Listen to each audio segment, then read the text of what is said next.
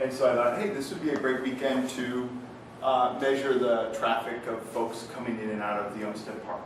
Because I do still working on that project, trying to get it to the point where the Umstead guys would actually want to buy it and install it. And so the big things have changed since then, and I know I've come back a few times, but I think one of the things you might have picked up about me is I like to stay on a project and keep going on it until I get it to the point that it's actually, almost commercially viable. And I did have my first people say they want to buy the trail counter, so I got that. The better one, yeah, that's kind of cool. It's still ways to go, but this one is kind of cool because it's this Internet of Things thing, right? It connects via cellular modem, and it reports every hour the number of people that are coming in and out of the park. And this thing, actually very easy to install. I just attach that little accelerometer sensor to a little rubber tube that runs across the entrance. And so their counter is not affected by my experiments. But that accelerometer can sense the vibration of that tube and counts the cars, and it comes up within a couple percent of what they get with their pneumatic sensor. The cool thing, two things have changed. One is I got a better cell phone carrier. I was paying $2 a day with T-Mobile to do the cellular service, and when you start thinking about Internet of Things, and things implies there's lots of things, and you start thinking each one is going to run you $2 a day for it to just report data, you realize that's not very good. So new plan, and if anybody's interested in this kind of stuff, a great company that focuses on machine-to-machine Internet of Things SIM cards.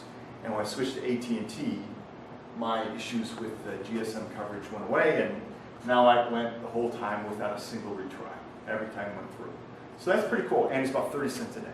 What carrier have you been using? T-Mobile? I was T-Mobile, and it's AT&T, which I can use till 2017, and by then I'm hoping I'll get off of GSM. But that was a big change in the economics and also in performance. You can see it gets it doesn't have a GPS, but it gets a GPS data from the tower it associates with, and it just happens to be very close to where the sensor is about here, so the tower is very close. So that worked out pretty well. Battery, the cold weather kicked my LiPo battery's ass. So this thing went from 42 to 3600 millivolts in about 2.5 days time. Normally I could go a week and a half at that, but I gotta look at a battery, chemistry that can handle cold weather better, or I gotta get a bigger battery. So that's something kind of cool. But the big thing is that it was able to count the cars. And way back when I was putting it there, Paul encouraged me not to add additional hardware, and I used the Watchdog timer. And the Watchdog timer actually is great in the sense that I set it for 8 seconds, and I then counted to 430. When I counted to 430, I figured that was an hour, and I reported. And it meant I didn't have any external equipment. The bad thing was that it was very hard to get that to be on the hour, and I kind of, for reporting purposes, wanted to be able to show 9 to 10, here's the traffic, 10 to 11, here's the traffic, when you send this to the superintendent of the park. And the other thing was that it drifted over time. So I ended up finding and this is really hard, a 3.3 volt I2C real-time clock with an alarm.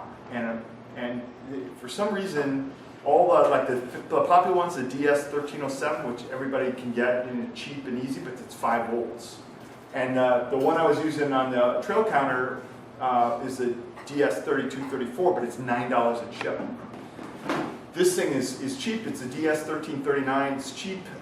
It's 3.3 volts I2C. Works great. And what I did was, since I didn't want to redesign the board, I built a very kludgy daughter card that inserted the clock between the I2C accelerometer and the motherboard. So I'll pass it around. You guys can see it also has a data logger on it, which I found to be very helpful. Figuring out what goes wrong when the thing doesn't work. So anyway, that's one, and I'll pass that around afterwards. And what I'm gonna do is You get time from your cell tower every. Great question. Yes. Adjust your drift a little. Yeah. Okay. So yes, but the thing is, you only get the time when when the modem is on. And what I wanted the thing is to wake up on the hour and report. And then, so what this thing does now is, when it connects to the GSM network, it gets the GPS coordinate you see that plotted there, and it gets the time from the network, and it sets the clock. So the clock is set whenever the thing turns on. So it's actually turned out to be very accurate. But what I've tried to do is make it So to you where... only need a 1 hour clock, right? Well, yes and no. Yes, so here's the thing though. The other thing is, the park tends to close at night, and when they close those big iron gates, not many people are driving their cars down the road anymore. So I also want to set up to where if there's no cars, if there's no count, it doesn't even bother, because the energy hog in that is the GSM modem. So it won't even turn it on. So I just found out in the end at about $2.50. It is extra parts, it is another thing, but I already had the I2C bus, and I was able to fit all of that in the 2K of memory that darn RAM that darn thing has. It's now doing an accelerometer, real-time clock, and an Internet of Things GSM stack. So barely made it under the 2K limit, but it works. So anyway, is it broken? Okay. So that was one, and you guys can take a look, and I'm gonna take all those breakout boards and now consolidate to a new motherboard that I'll design and send out. And over probably the next month or two, I'll bring this back in. It'll just be like one board with the GSM daughter card. And I don't want to break the GSM daughter card right now, because then I have to get the FCC certification on that, and it's too expensive. So.